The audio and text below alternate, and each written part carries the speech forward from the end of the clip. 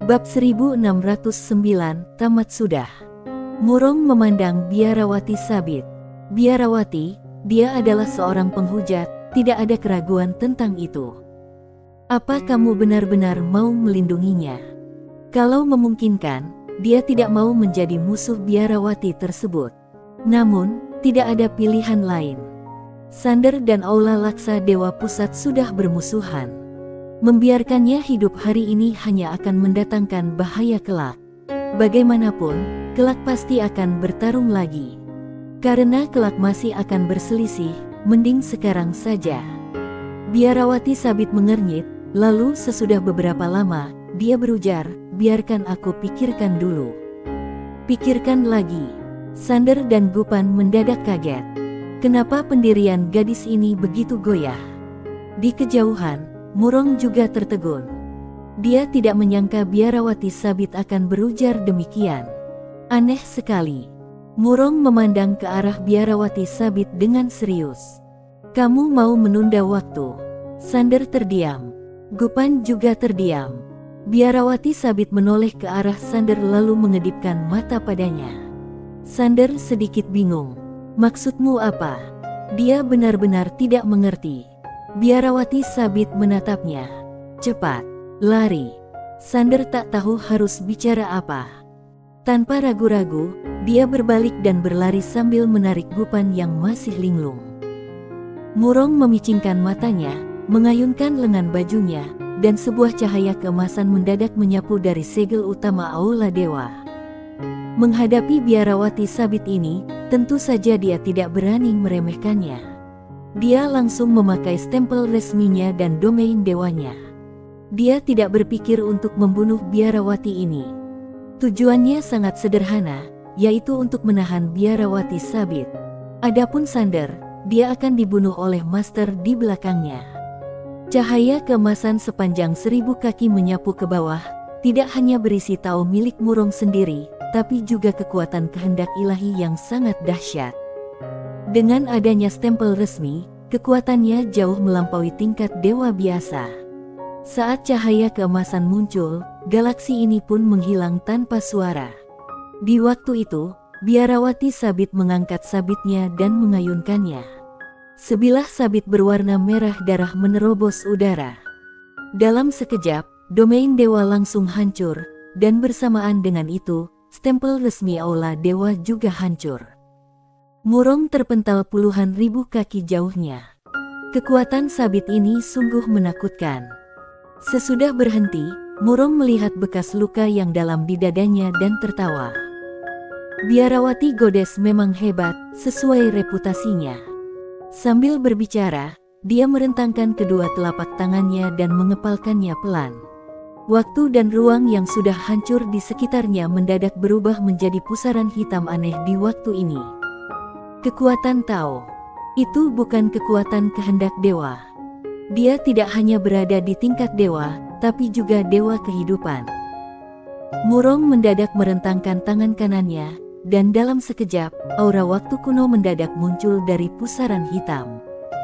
Lalu, sebuah tangan raksasa terulur, meraih Biarawati sabit tak jauh dari sana.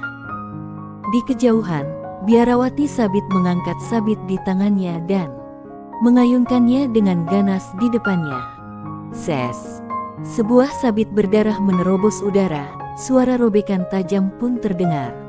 Tangan raksasa yang menopang langit terkoyak. Namun, bilah sabit berdarah itu tidak hilang. Sabit itu langsung tembus dan membunuh Murong dengan kekuatan yang tak terkalahkan. Murong sangat tenang. Dia merentangkan kedua telapak tangannya, lalu seberkas cahaya melesat ke langit. Cahaya ini justru menghalangi cahaya berdarah dari bilah sabit. Rune yang tak terhitung jumlahnya muncul dalam sorotan cahaya itu. Namun, di waktu ini, seberkas cahaya darah melesat di langit dan dengan ganas menebas pilar cahaya itu. Pilar cahaya itu hancur, dan kekuatan dahsyat itu langsung menjatuhkan Murong, tapi salah satu lengannya masih ada. Sesudah Murong berhenti, dia memandang lengan kanannya yang kosong dengan muka lebih serius dari sebelumnya. Perempuan di depannya sudah mencapai tingkat dewa, dan dia sendiri juga tingkat dewa, tapi dia tidak menyangka kalau perbedaan antara kekuatannya dan perempuan ini begitu besar.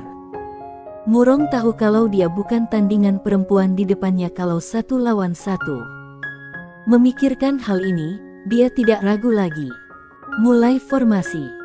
Begitu suara itu terucap, puluhan ribu cahaya keemasan mendadak melesat ke angkasa dari Aula Laksa Dewa Pusat, langsung menembus ruang dan waktu, dan datang ke wilayah bintang ini. Cahaya ini berkumpul bersama dan langsung berubah menjadi sangkar Ernas yang menutup rapat waktu dan ruang di lokasi. Kemudian, suara nyanyian kuno perlahan terdengar dari sangkar emas. Formasi penjara dewa. Ini adalah formasi terkuat dari Aula Laksa Dewa, dan juga rencana cadangan terbaiknya. Itu diciptakan oleh master yang tak tertandingi dalam galaksi Goda selama bertahun-tahun. Setiap Aula Laksa Dewa terus memperkuatnya. Sejak formasi ini dipasang di Aula Laksa Dewa, formasi ini belum pernah digunakan. Dan sekarang, dia terpaksa mengaktifkan formasi ini. Untuk mengaktifkan formasi ini, setidaknya diperlukan puluhan miliar kristal spiritual sejati. Tidak hanya itu, juga perlu 50 master tingkat dewa utama. Bisa dikatakan kalau dia sekarang memakai seluruh kekuatan Aula Laksa Dewa untuk menghentikan Biarawati Sabit. Saat sangkar emas itu muncul, Biarawati Sabit mengernyit dan mendadak melemparkan sabit di tangannya. Ses! Terdengar suara robekan yang tajam dan menusuk, lalu cahaya berwarna merah darah menebas dengan ganas dinding penjara emas tak jauh dari sana. Sabit ini benar-benar membuat lubang di dinding penjara emas itu, tapi lukanya sembuh dalam sekejap. Melihat ini, muka Murong di luar mendadak menjadi suram. Dia menyadari kalau formasi penjara dewa ini pun tidak bisa menjebak Biarawati Goddess terlalu lama. Dia menoleh ke sisi lain, kekhawatiran terlihat di matanya. Kelima lelaki itu harus membunuh Sander dan temannya sesegera mungkin. Di sisi lain, Sander dan Gupan berlari sekencang-kencangnya, tapi mereka tidak berlari asal-asalan, melainkan berlari ke arah yang ditunjuk oleh Biarawati Sabit. Pergi ke kuil dewa di galaksi Goda. Namun, mereka tidak berlari lama sebelum akhirnya 5 aura kuat mengunci mereka. Muka Sander langsung suram. Dia berbalik dan melihat 5 master berdiri tidak jauh darinya. Mereka memancarkan aura yang sangat menakutkan. Walau tidak sekuat Murong, mereka pasti termasuk yang teratas di tingkat dewa utama. Di samping Sander, muka Gupan juga langsung suram. Sander berujar, "Senior."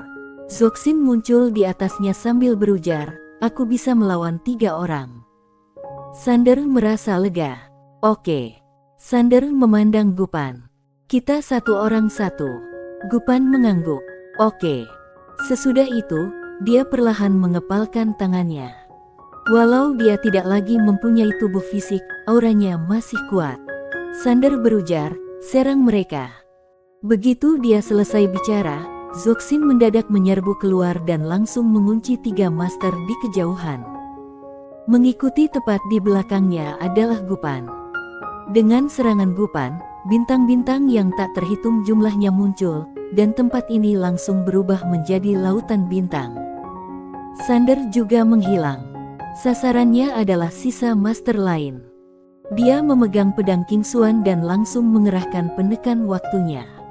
Dia tahu betul kalau tidaklah bijaksana untuk bertarung terlalu lama dengan lawan sekarang.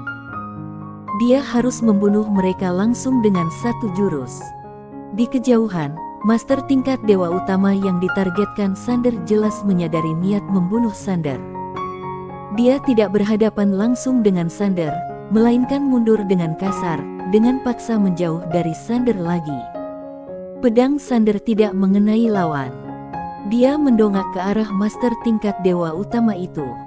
Master itu tidak mengambil tindakan apapun tapi hanya menatapnya dalam diam. Sander tidak meneruskan serangannya, melainkan berbalik dan langsung menyerbu ke arah master tingkat dewa utama yang sedang bertarung dengan Gupan di sampingnya. Master tingkat dewa utama yang sedang bertarung dengan Gupan melihat Sander mendadak menyerbu ke arahnya dengan kaget. Dia secara alami tahu betapa mengerikannya pedang Sander, dan dia tidak berani melawan sama sekali. Dia mundur dengan keras, tapi tidak lama kemudian sudah dihadang oleh Gupan. Di waktu ini, pedang Sander sudah sampai di depannya. Master tingkat Dewa Utama mengepalkan tangannya erat-erat dan langsung melepaskan domainnya yang kuat. Namun, domainnya tidak berpengaruh pada Sander. Pedang Sander dengan mudah menghancurkan domainnya. Melihat ini, tekad terpancar di matanya. Dia langsung membakar tubuh dan jiwanya, lalu melesat ke arah Sander dengan ganas. Duar. Semburan api dan cahaya pedang meledak di waktu yang sama, dan mereka berdua mundur dengan keras pada saat yang bersamaan. Ketika Master tingkat Dewa Utama itu berhenti, tubuhnya yang terbakar langsung meledak, dan Gupan meninjunya dengan keras, mau membunuhnya dengan satu pukulan. Namun, dalam sekejap, Master tingkat Dewa Utama yang sebelumnya bertarung melawan Sander sudah berdiri di depannya. Begitu kekuatan dua orang itu saling menghantam, area tempat mereka berada langsung meledak. Gupan mundur berturut-turut. Di kejauhan, Sander menarik napas dalam-dalam. Dia memandang dua master tingkat Dewa Utama yang jauh di sana. Di tangannya, pedang King Xuan terus bergetar. Kedua orang ini sedang waspada terhadap pedang King Xuan, jadi agak tidak realistis baginya untuk membunuh mereka seketika. Ini akan jadi masalah kalau berlama-lama begini, karena pasti ada master-master lainnya dari Aula Laksa Dewa Pusat. Masalah ini harus diselesaikan secepatnya. Memikirkan hal ini, Sander memandang ke arah dua master itu. Melihat kedatangan Sander, muka mereka sontak jadi serius. Mereka benar-benar takut pada pedang di tangan Sander, tapi mereka tidak punya cara lain. Mereka harus menghentikan Sander dan Gupan. Perang tidak bisa dihindari. Keduanya saling berpandangan, penuh tekad. Tepat saat mereka akan bertarung, sebuah suara mendadak terdengar dari lautan kesadaran mereka, biarkan mereka pergi. Keduanya tercengang. Suara itu terdengar lagi, mundur. Keduanya tidak ragu lagi dan segera mundur. Di sisi lain, tiga master tingkat Dewa Utama juga mundur satu demi satu. Melihat ini, Sander sedikit bingung. Zoxin mendadak berujar, tidak usah pedulikan ini dulu, segera pergi ke kuil Goda. Sander menoleh dan melihat ke kanan dengan sedikit cemas. Zoxin berujar, tidak usah memikirkan biarawati itu. Murong dan yang lainnya tidak bisa membunuhnya. Sander mengangguk, ayo pergi. Zoxin kembali ke stempel suci. Sander berbalik dengan Gupan dan menghilang di ujung galaksi. Tak lama kemudian, Sander memakai pedang King Xuan untuk melakukan perjalanan melalui ruang dan waktu dan akhirnya tiba di galaksi Goda.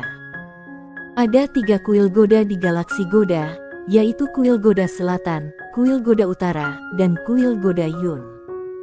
Di depan kuil Goda Selatan, Gupan menghela napas lega. Kita akhirnya sampai. Sander tiba di depan kuil Goda Selatan. Begitu sampai di gerbang kota, dia mengeluarkan stempel suci sambil berujar, aku adalah utusan dewa. Tempat itu jadi sunyi senyap. Gupan sedikit bingung, ada apa ini? Muka Sander sontak suram. Tamat sudah. Gupan terdiam. Bersambung.